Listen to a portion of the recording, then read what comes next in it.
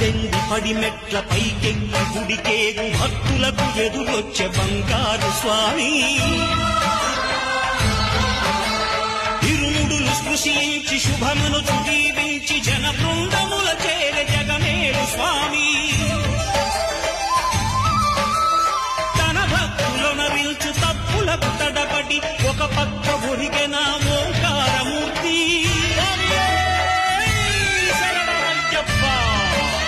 స్వాములందరూ తనకు సాయము కాగా ధీమంతుడై లేచే ఆ కన్య స్వామి పట్టబంధము వీడి భక్తతతికై